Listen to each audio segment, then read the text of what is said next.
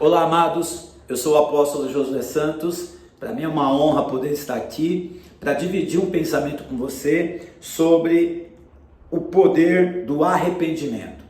O arrependimento é a única esperança da igreja para esse tempo que nós estamos vivendo. Quero agradecer ao apóstolo Paulo de Tarso, nosso amigo, pela oportunidade e o convite para poder deixar aqui esse pensamento. Então eu queria ler com você 2 Crônicas 7,14, que diz assim, se o meu povo, que se chama pelo meu nome, se humilhar e orar, e buscar a minha face, e se converter dos seus maus caminhos, então eu ouvirei do céu, perdoarei os seus pecados, sararei a sua terra, estarão abertos os meus olhos e atentos os meus ouvidos à oração que se fizer nesse lugar. Então é importante que a gente compreenda o tempo que nós estamos vivendo. E o tempo que nós estamos vivendo, queridos, é tempo de se arrepender, de orar e se arrepender. Então quero te dar pelo menos 6 pontos aqui nesse versículo que vai te fazer pensar um pouquinho. Como homem de Deus, mulher de Deus, como líder de igreja, como pastor de igreja, como pastor de rede apostólica, Deus vai te fazer pensar um pouquinho. Porque esse tempo, amado, é único. E Deus me disse, a única esperança da igreja é se arrepender. Amado, Deus está chamando a atenção da igreja. Tudo que nós estamos vendo está afetando o mundo todo.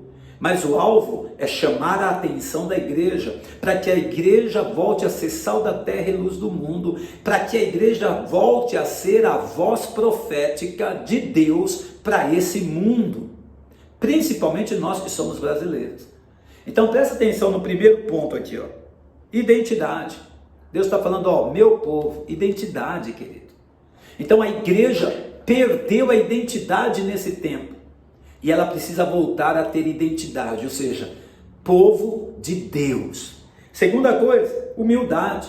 A igreja se tornou uma igreja orgulhosa, julgadora de todas.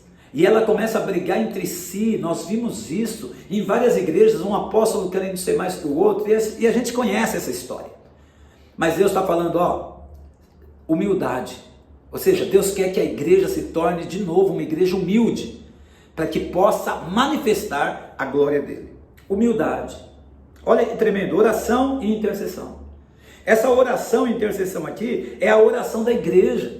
Amado, é parar a igreja para orar, é convocar os irmãos para orar, para falar com Deus, não só uma oração pedindo coisas pessoais, mas uma oração e uma intercessão por sua vida, por sua família, pela igreja e pela nação brasileira e pelas nações. É o clamor da igreja que vai poder mudar as coisas. Por que Deus está falando isso? Porque hoje a igreja não está clamando a Deus, ela está clamando a si mesma, por coisas para si, coisas pessoais. E esse não é o papel da igreja. O papel da igreja é ser a diferença, é trazer Deus para mudar a história do mundo. E só a igreja, através da oração e da intercessão, pode trazer Deus de volta para interferir no governo do mundo. Quarta coisa, buscar a face de Deus. Ou seja, essa oração e essa intercessão tem a ver com uma busca da igreja em relação à face de Deus. Presta atenção, o que é buscar a face de Deus? É buscar o DNA, é buscar quem Deus é. Não é uma oração para pedir coisas para suprir a minha necessidade. É uma oração da igreja debaixo de um arrependimento tão profundo que vai buscar em Deus a sua face, o seu DNA. Amém? Presta atenção nisso, que tremendo. Quinto, conversão. Se vocês buscarem a minha face e se converter dos seus maus caminhos, o que ele está falando? De transformação de caráter. Queridos, qual a diferença da igreja hoje com o mundo? Nenhuma. Nós estamos tendo pessoas gananciosas nos altares, nós estamos tendo ministros gananciosos nos altares, ou seja, estamos falando mais para as pessoas, para que elas fiquem nesse mundo. Nós não estamos falando de céu. Qual foi a última palavra que você ouviu? Qual foi a última vez que você ouviu o pastor falando que você vai para o céu e que vai acabar esse mundo? Não, é só mensagem de autoajuda. É só mensagem de coaches e de tantas coisas, nada contra a profissão do coach, mas a igreja, amado, ela não foi feita para a terra, a igreja foi feita para o céu, ela vai levar uma multidão para o céu. Então, nós precisamos rever essas coisas, precisamos nos arrepender, porque deixamos o caminho, amado, nós precisamos nos converter. Sabe o que é isso? É transformação de caráter. É as pessoas olharem para a igreja de novo e voltar a ver o caráter de Deus, o caráter de Cristo, vendo vidas transformadas, independente de prosperidade ou não.